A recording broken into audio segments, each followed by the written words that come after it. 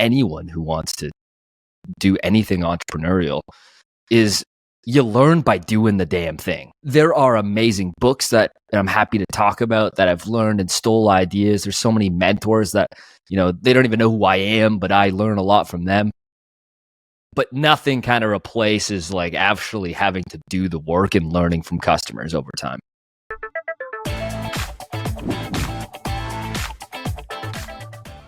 Welcome to the Millennial Investing Podcast. I'm your host, Kyle Grieve, and today we bring Braden Dennis onto the show. Braden, welcome to the podcast.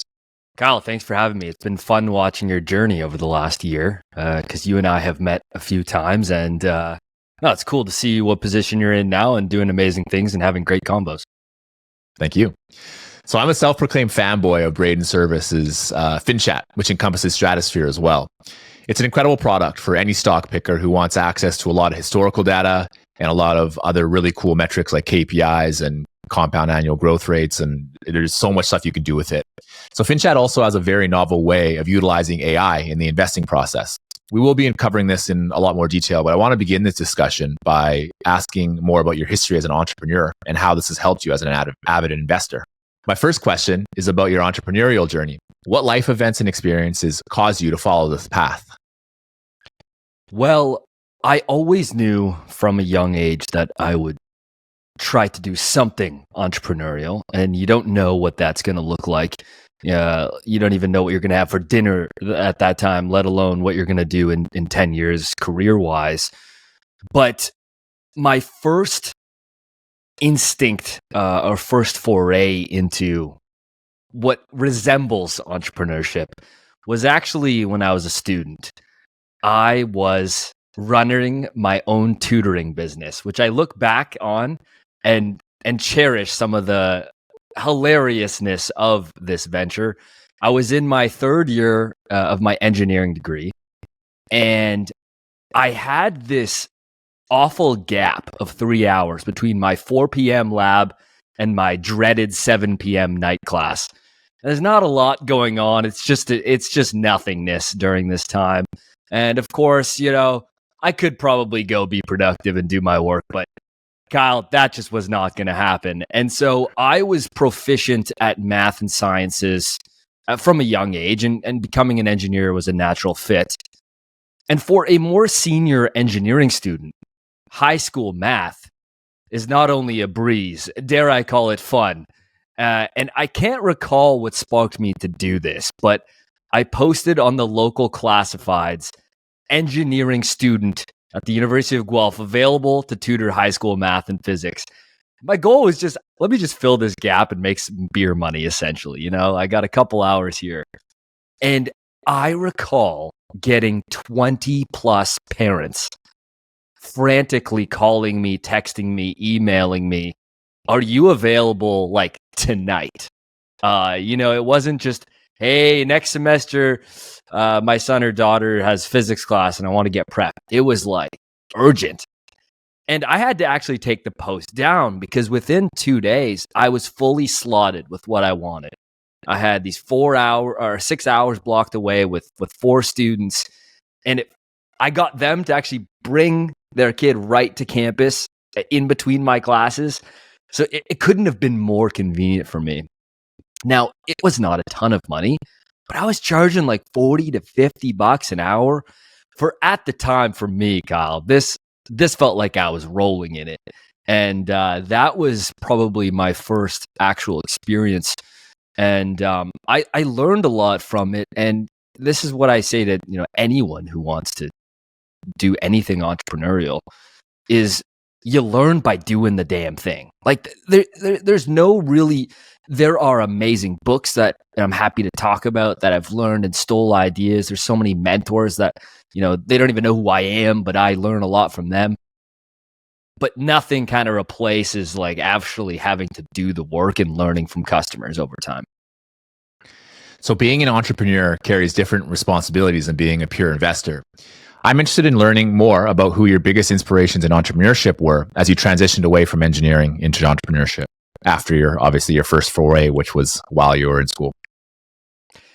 I learned a lot from my first 4 or 5 internships with a company called Magna International. It is a Canadian-based auto part manufacturer. They have around 350 auto manufacturing facilities around the world: Europe, Asia, South America, Mexico, US, Canada.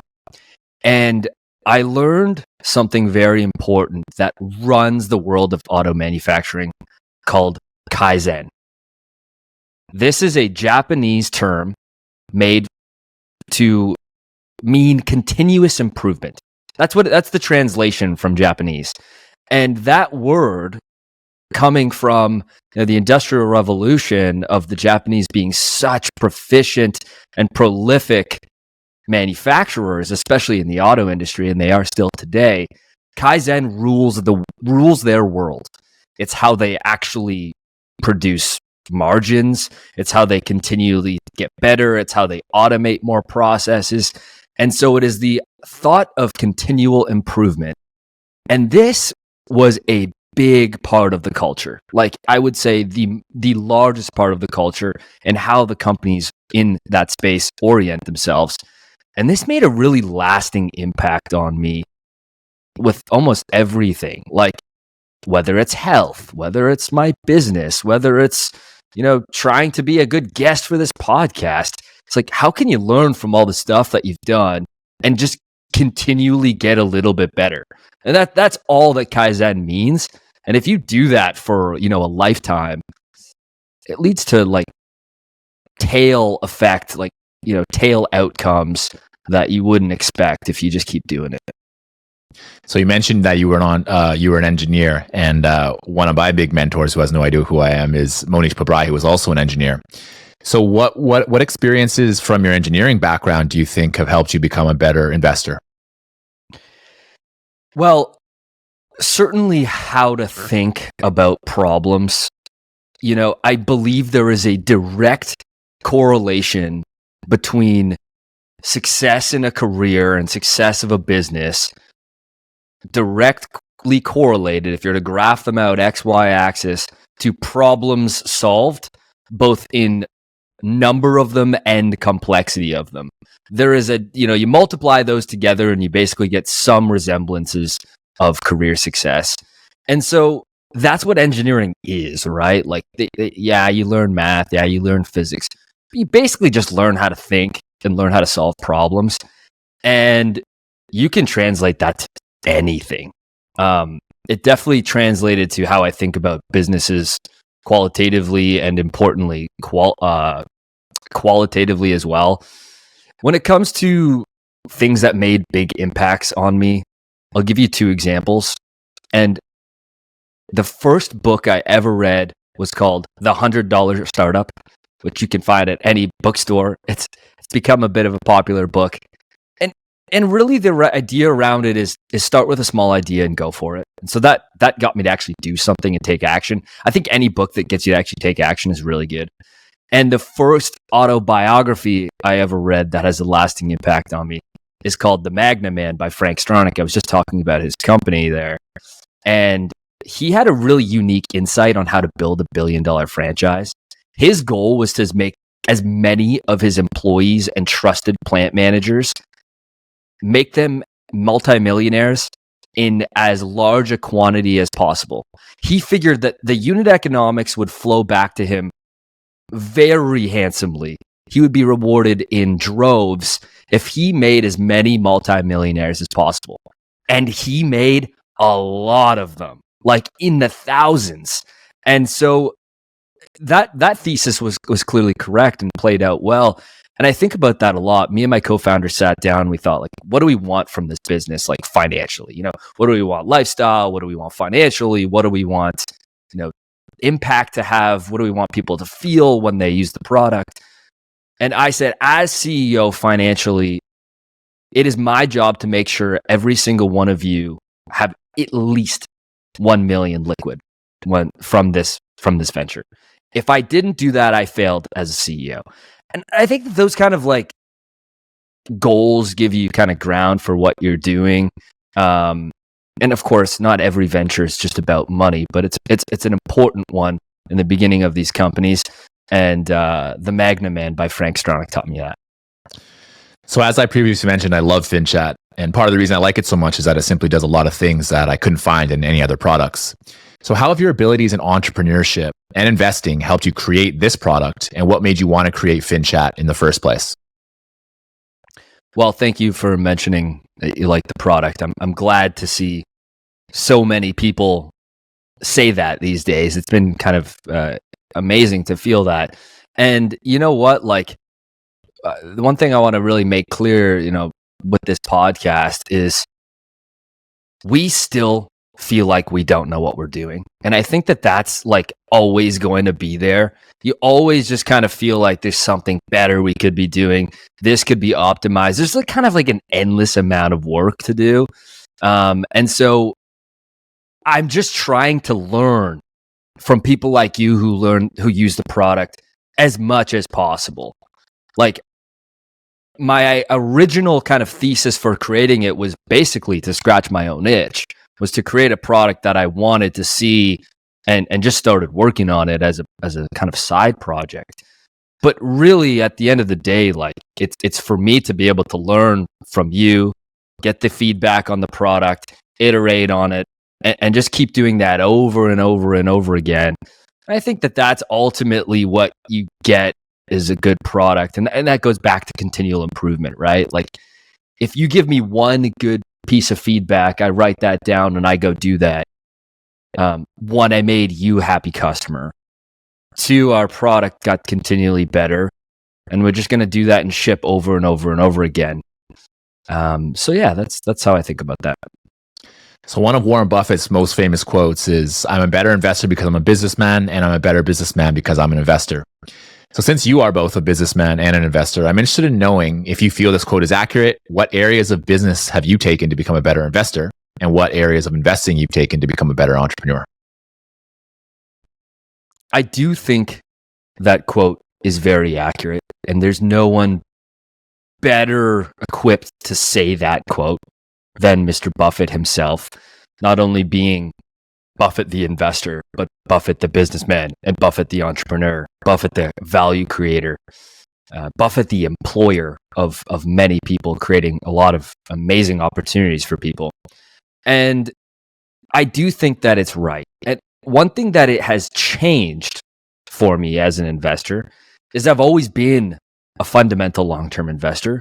Where it changed for me is that focus really, really consolidated to I only care about analyzing these companies at the core and being rational at assessing them, understanding what makes them tick, understand the numbers and the KPIs that actually move the needle for these business, and basically ignoring everything else. I think what it's actually done for me has been more selective in what I pay attention to more than anything. And that's been really instrumental to me. It's taught me a lot about concentration, being a little bit more comfortable with concentration. It's basically led to my ideal portfolio turnover being zero. Of course, that's harder said than done. And I think the product is especially useful for someone who's doing this kind of research. It's not really useful for someone who's trying to figure out what Amazon stock's going to do right at the close at 4:05 p.m. And so it's wonderful for those, specific use cases that I think actually work. I've never been convinced that it is a worthwhile pursuit to invest the previous way than the latter way. Of course, you can make money that way, I'm sure, and lots of people have done it. I've just never been convinced that it's a satisfying way to run your career and intellectually think about things all day long. You have a certain amount of brain power and time on this earth. Me trying to figure out what Amazon's going to do at 4:05 at the earnings close is not something that I want to spend my time doing. Agreed. I know you just raised another $1.5 million in funding for FinChat. How has your experience been in the fundraising process, and what are some of the key lessons that you know now that you wish you knew earlier? Fundraising gives you the ability to live in the future. Now, fundraising in itself is not a milestone. And fundraising is a lot easier when you have a great company and a lot of momentum. I think startups are defined by momentum in almost every single facet, and fundraising is no different.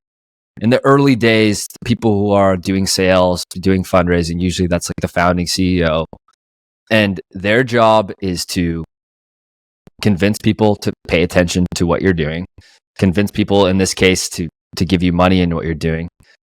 But in itself, it's not a milestone. It is a tool to live in the future.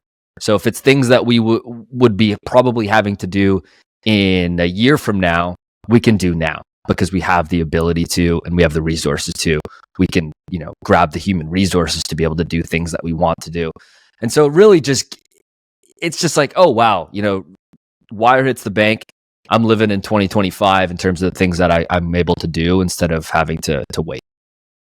So I like to switch our focus to FinChat. When you first decided to create Stratosphere.io, what was your initial target audience? Initially, it was self-directed investors, people like myself, family and friends that I thought would be interested in the product. I'm also on a weekly podcast called The Canadian Investor, and it was basically a product to give to that audience. I thought it fit, our content well. It fit, the self-directed investor. Nowadays, we have built something so extensive, through the years where tons of professional firms are using the product. And our bread and butter really is like small family office, 3 to 5 analyst firms that are long only on the buy side who don't have complex software buying processes. It's not that we can't serve the huge investment banks, the 50 billion AUM companies. We can. I think the product fits for them extremely well too.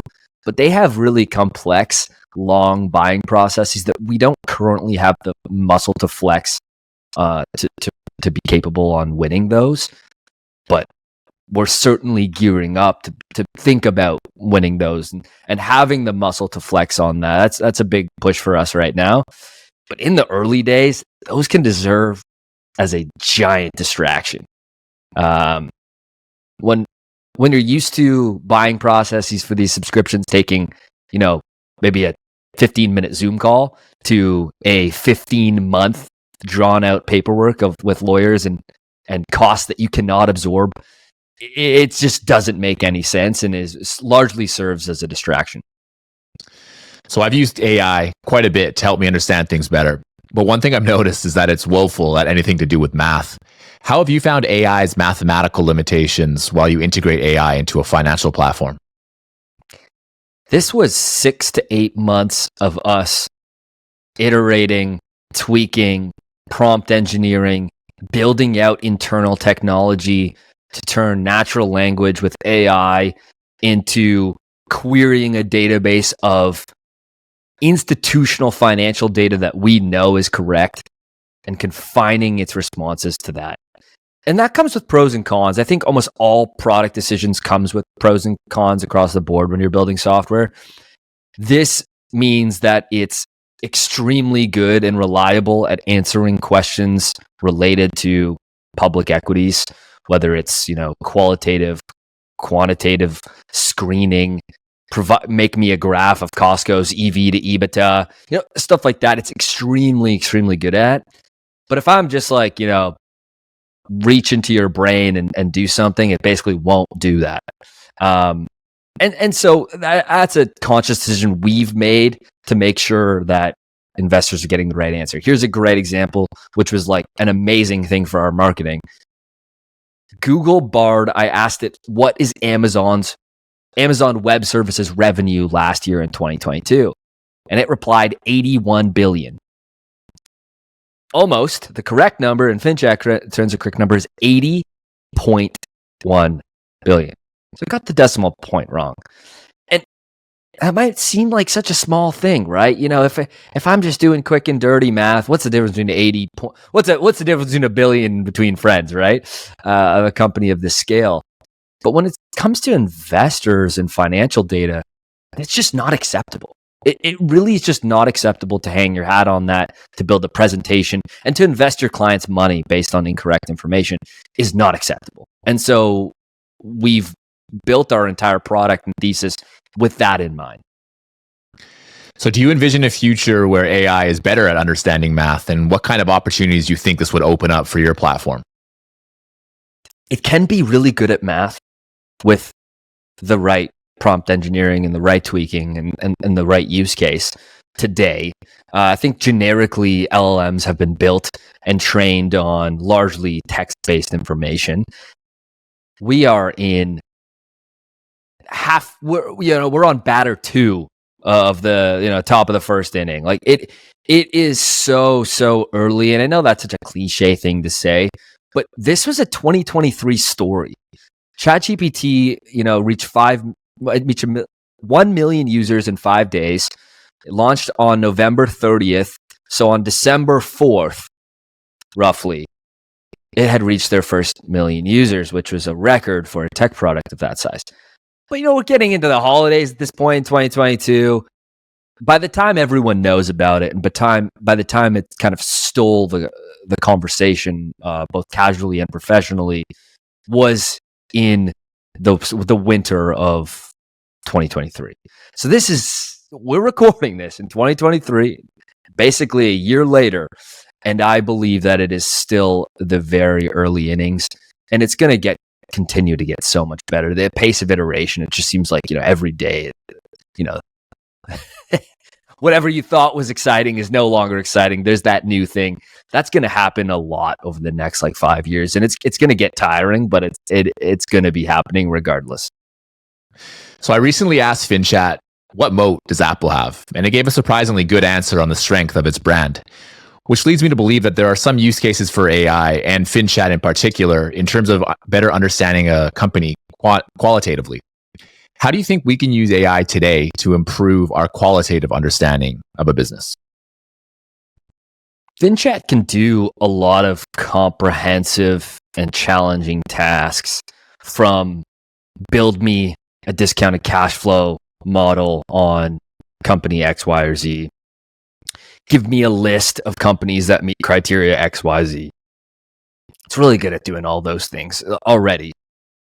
But when it comes to qualitative, I still really love the most basic prompts of what does Crowdstrike actually do? What does Datadog do?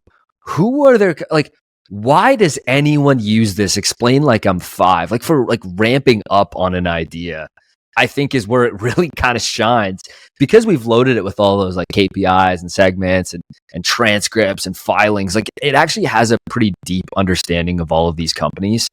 And those things are really kind of instructive on phase 1 of your research, and just really understanding.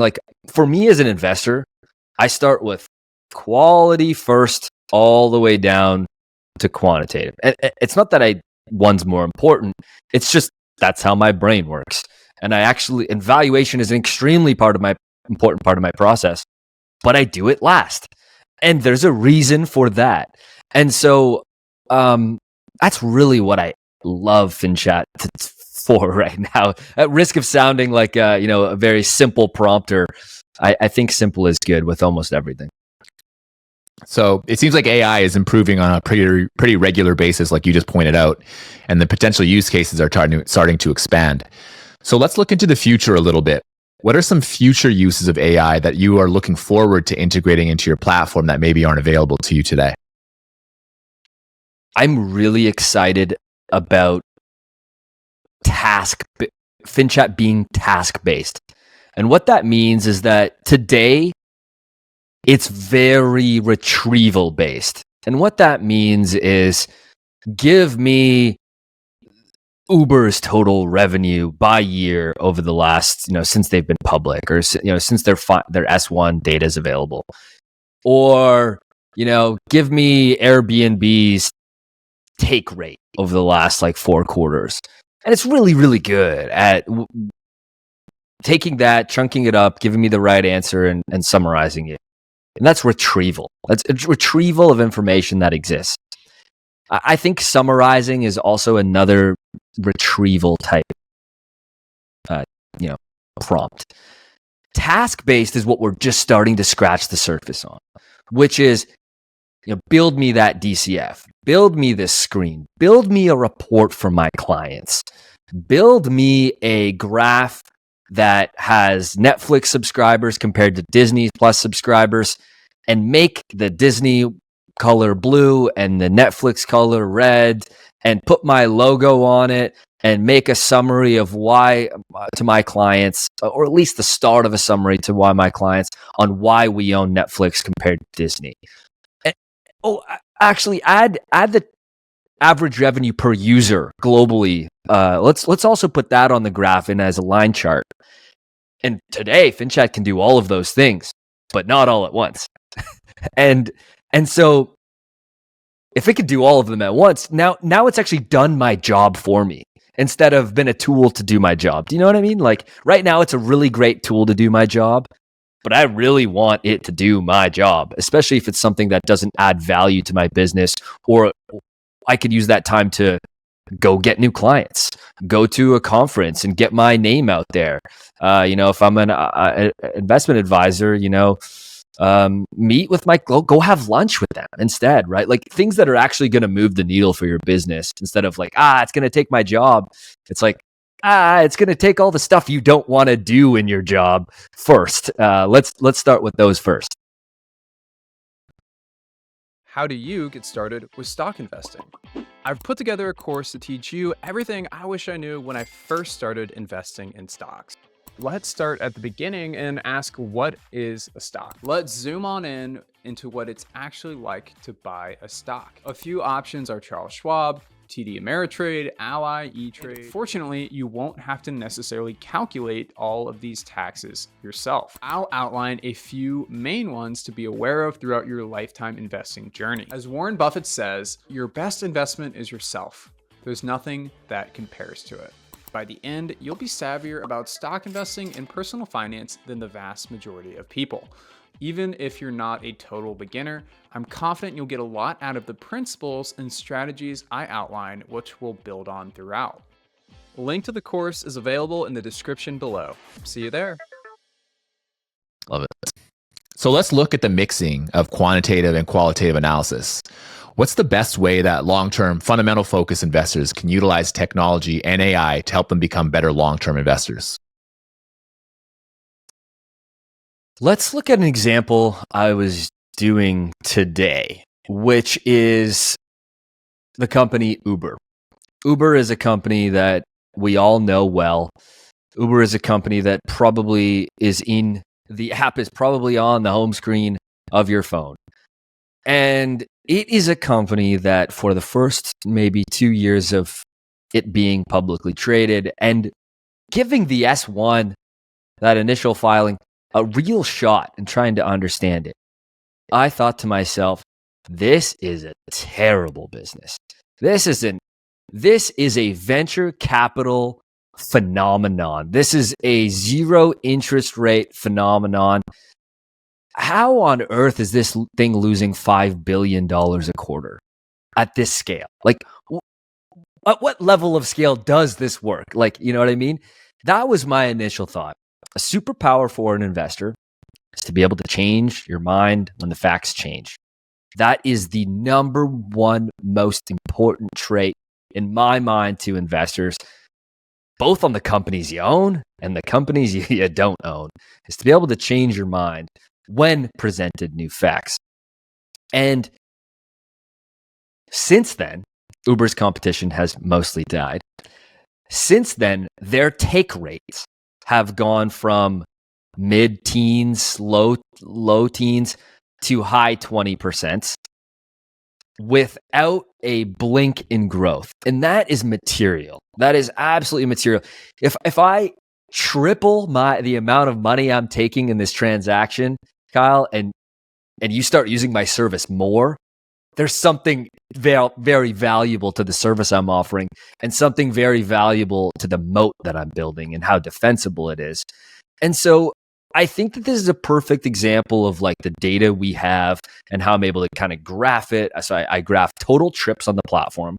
which in the lows of COVID went from 737 million in the June quarter to 2.5 billion in the most recent September quarter, while the take rate went from mid-teens to 27.5% during that time.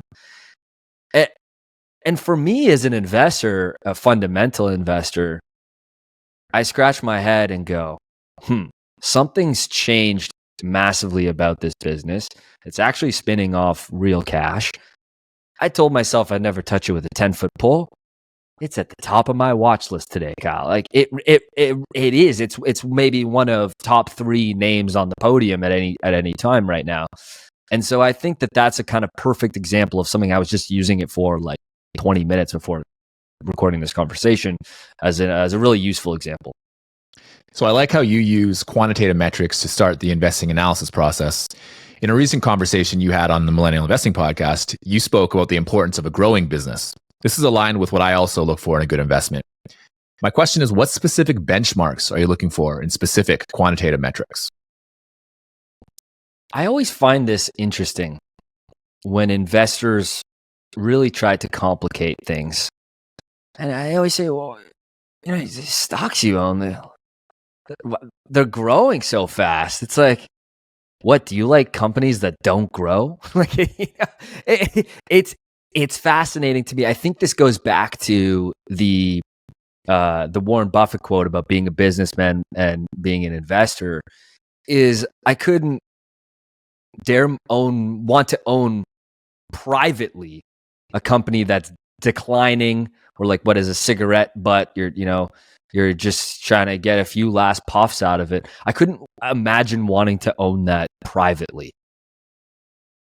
Publicly, I have so many options. There are 57,000 active global listings today. No one's holding a gun to my head and saying I have to own crummy businesses when some of the best in the world happen to be publicly traded. And let's just reverse engineer this. Return decomposition comes from free cash flow per share growth. And so if I know that, that's probably a pretty good place to start. And it's not so much that I own growthy names. I own a few, but more of them look like Visa than Tesla. Visa is not a growth stock by any means, but it has a wide moat. It's a wide moat that I understand well. They have sustained growth in the double digits, long runways of growth to disrupt cash in emerging markets, world-class margins and return on invested capital. So more of the companies I own look more like Visa than Tesla when it comes to growthy. Like I don't think that they're too growthy or too memey, but they certainly are growing. And if they weren't, then I frankly don't want to own equity. So you've stated that you currently don't own Crowdstrike, but that it might be a business that you add to your portfolio due to its growing EBITDA margins, growing recurring revenue, and impressive revenue growth rates. Now, while revenue growth is impressive, it does seem to be dropping each year. How do you factor in these decreasing revenue growth rates as part of your analysis of this business? Crowdstrike, Cloudflare. This is a long list of companies I keep on a watch list and dashboard of being in the tech space, knowing how important they've become, knowing how amazing their product is, knowing that they have a lot of pricing power built in, probably under-earning Cloudflare for sure under-earning. I look at these names and I think they're pretty amazing. The growth is solid. Investors have done extremely well owning them. But if 2021 taught us anything, you got to learn something from 2021. 2021 taught us anything. You can't just pay any price. There is no enterprise in the world that is worth infinite money.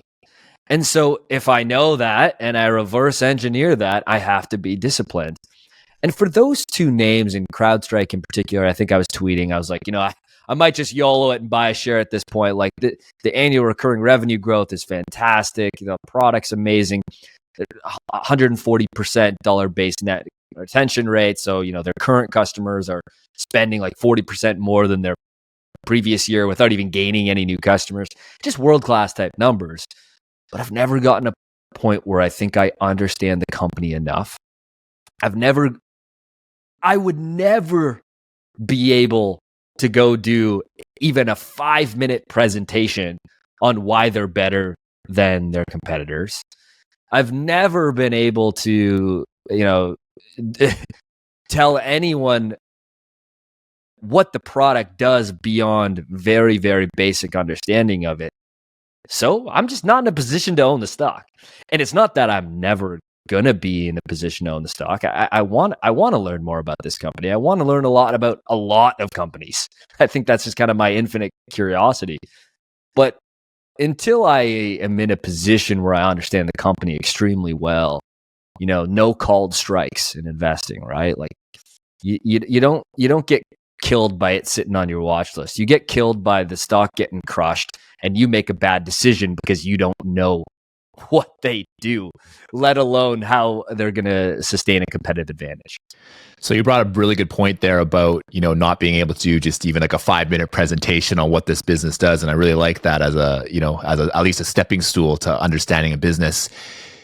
But there's also something to be said that, when you actually own equity in a business, it kind of forces you to better understand a business. So how do you like to balance those two? Like, do you need to know 100% of your target amount of knowledge before you ever buy a business? Or are you willing to make a starter position and then build up that knowledge base over time? Look, I'm going to ruffle some feathers here. I think starter positions and incentive to learn more about the business. I'll buy a small position here and then I'll figure it out later. I'll figure out what the company does later. That's not investing to me.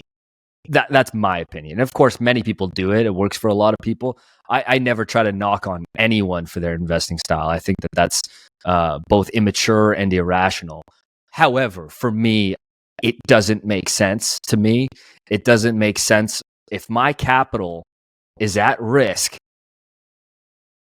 I actually only define my capital being in immense risk by I don't really know the company well enough to be a shareholder.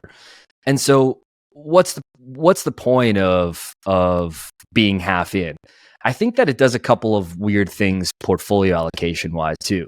You end up with a bunch of companies, you end up with shiny object syndrome with all these companies you don't really understand.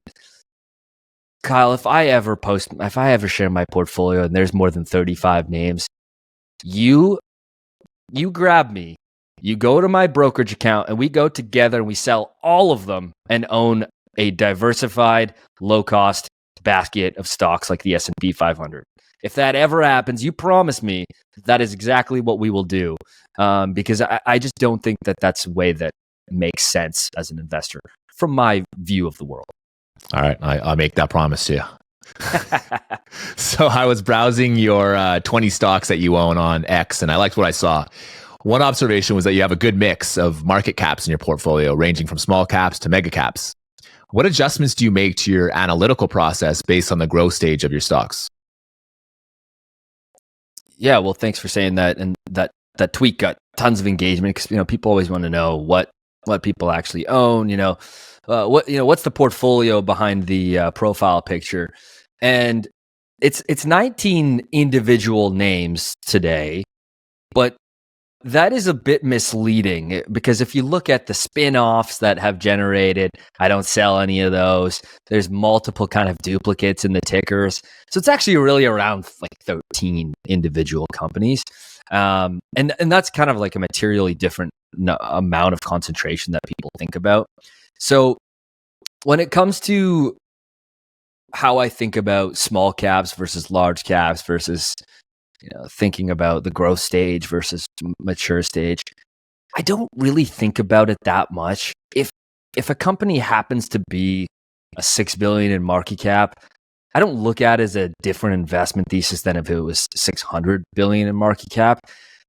And you can certainly make the argument that the ceiling for upside is much better for a company at only $6 billion in market cap.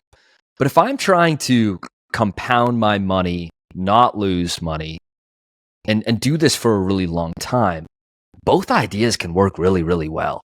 Both ideas can work exceptionally well. And it's something I think about, but it's not like the be all end all. I'm not going to put myself in a box and say I only own things over 10 billion in market cap, or I only own micro caps under 500 million because that's where there's going to be the most opportunity. I want to limit the amount of companies I'm looking at by quality instead of a screening metric. And if a screening metric helps me layer down what that quality is, like I know I'm going to want to buy companies that are growing free cash flow per share. Maybe that's a good place to start. But I want to start with my universe of this is the 150, this is the 100 greatest companies on earth. Let's go from there. That's how I like to think about investing and how I feel confident owning something for 10 years. Because when something trades sideways for 5-6 years, it is not fun, like at all. Like it's almost worse than it trading down. Like that's just the worst.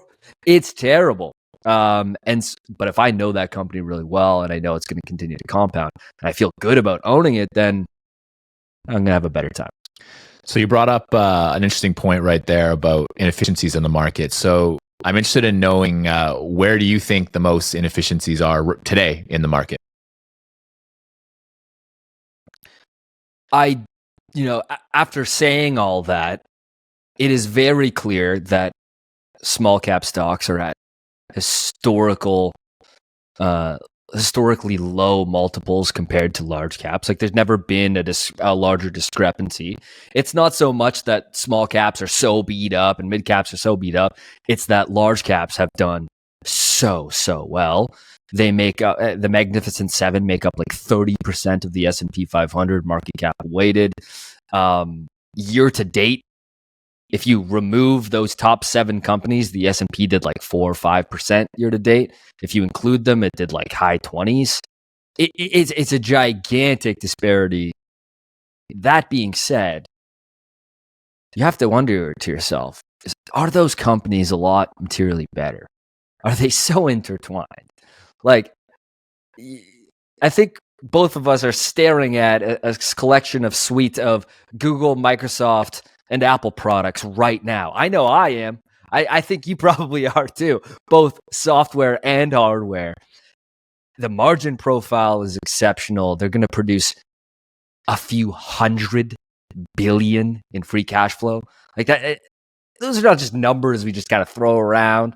And so when it comes to opportunities, there's always opportunities if your time horizon is long enough, right? Like if you were to ask me what's a stock that I think is going to go up this month, I'd say I don't have an answer for you.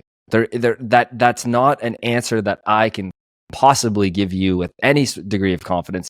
And if anyone can, run away. It's not good advice.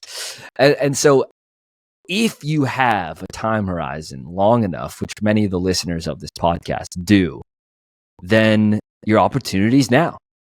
Look back. Stocks have climbed the wall of worry for over 100 years. And we're now at all-time highs, despite all the worries.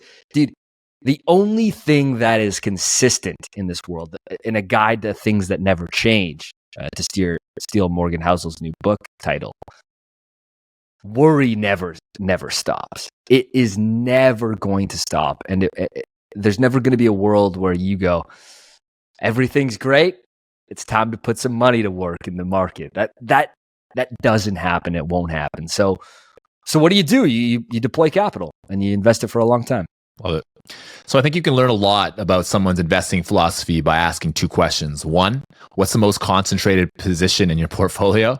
And 2, what's the longest time period you've held onto a stock? So I'd like to pose those 2 questions to you. How well do you know my portfolio? Because this might be a shocking answer for many people. Constellation Software is roughly half, so anywhere between half and 55% of the portfolio. If you include the spins and the mothership company, this is ticker CSU on the Toronto Stock Exchange. You're talking about inefficiencies and opportunities. I think outside of U.S. markets, you have less eyeballs, less analysts. Funds are arbitrarily constrained, and I think you can find really good opportunity generally. Constellation Software is a giant conglomerate of niche vertical market software companies headed up by Mark Leonard. And so when someone says, how do you feel comfortable with 55% of your portfolio being in one stock? And I go, one, it didn't start that big. It certainly did not start that big. Look at the stock chart and you'll understand what I'm talking about. And two, if a handful of the companies they own go to zero, I probably won't even notice as a shareholder. One, because they're 950 companies strong as of the latest quarter, I think, based on estimates. Deploying capital into new companies at all-time highs, deploying capital at all-time highs in terms of the number of companies and the size of companies. And so that's a really important metric for a serial acquirer of niche vertical market software companies like Constellation. And I don't have any plans to sell a single share unless something changes, because you never want to just say never's a long time, right? Like if I was to say I'm never going to buy a share of Uber when I read their S1, and now here I am thinking about, wow, this is actually impossible to replicate because of those reasons that I thought it was a terrible business, then you're onto something there, right? So never's a long time. And is CSU also the longest tenured stock in your portfolio? I'm looking at the names here. It's certainly one of them. I'd have to look back on my brokerage, but I'll give you a couple names that I've owned for closest to 10 years. I've been investing for 10 years. I bought a low-cost index ETF shortly after my 18th birthday, turning 29 this year, so it gives you an idea of how long. I've owned Constellation for a long time. I've owned WSP Global, an engineering roll-up, for a really long time. I've owned Autodesk, the architecture, engineering, and consulting, construction software company, for a really long time. Those are a few names that come to mind. Visa and MasterCard, owned in size for a really long time. These are what I call core positions. Just like, if I was to sell everything else off, and I'd feel just fine owning these at night. So a question I often ask myself is, what's the best business out there that I don't own today that I will probably regret in the future? It helps me look at opportunity costs of what I currently own and highlights any risk associated with owning it at current prices. So I want to pose this question to you. What do you not own now that you think you should, aside from Crowdstrike? And what's holding you back from owning it?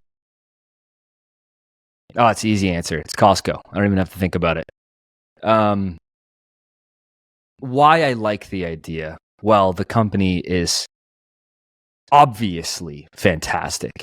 The membership model was brilliant. The metrics around that are brilliant. The efficiency is brilliant. Basically, no working capital because the inventory turns are so high. The customers basically finance all of the working capital. There is a actual network effect. There is a flywheel with the membership. There is a compounding of the quality of what they serve their customers. As they have more customers, prices get lower. Lower prices bring more customers. And then the loop continues. Now they have more customers and lower prices. You have this never-ending kind of amazing feedback loop that has created a phenomenal business. They have flipped the idea of stakeholders on its head. Wall Street and most public companies act in the interest of shareholders first. Costco flipped that on its head. They said, we're going to treat customers and employees, the other two stakeholders in this three-legged stool, with utmost priority. As a result, shareholders will get handsomely rewarded. And that has been true times a million. Why I don't own it? The answer is I can't wrap my head around paying basically 40 times earnings on a company growing high single digits on the bottom line, top line. It's undisputably probably one of the greatest business of all time. It is arguably the most defensible business of all time. It is going to be around when I'm on my deathbed. I can say that with complete confidence. And so that's probably why I'll regret not buying it today, is because if those things are true, and in 40 years from now, Costco stock is not a lot higher than it is today, I will be very surprised. But I have rules around what price I'm willing to pay. And sometimes that's just as simple as a valuation that I cannot compute as making any resemblances of sense. The problem with Costco today, in my opinion of the thesis of the stock, and trust me, I'll be wrong on this, and that's why I should own it. The problem with it is they only open around 8 to 12 to 14 new stores a year. And that number has been very, very steady. To justify the growing market cap and to justify the growing multiple on the stock, there needs to be some sort of acceleration. And I get why they're very deliberate about store openings and grow slow. But if they just accelerated the pace, just like Constellation and Mark Leonard are accelerating the pace of deploying capital to justify the growing multiple and the growing market cap, then you can actually make a case of market-beating returns. Of course, just as you laid out in the question there, I'm probably going to regret not owning it, and I probably should smarten up and own one of the greatest enterprises the world's ever seen. Yeah, I completely agree with you on that pick. That's a really good one. Braden, I just want to say thank you so much for joining me today. This was an awesome conversation. Before we say goodbye, where can the audience connect with you and learn more about FinChat? FinChat is at finchat.io. It is a complete investment research terminal and AI product for fundamental investors. And I am on a weekly podcast called The Canadian Investor. And for those in Canada, there's lots of content for you, but you will be pleasantly surprised if you're not in Canada that about 90% of the conversation is about US stocks. So that is a weekly podcast at The Canadian Investor. You can find it anywhere on your podcast player. I think the amount of ways that people get rich is insane. Because I come from Silicon Valley, and I thought the only way to get rich is tech. Right. And I think most Twitter and books say the only way to get rich is real estate, and which I would say is partially true if you have a day job. But the best return I've ever seen in my entire life is your own business.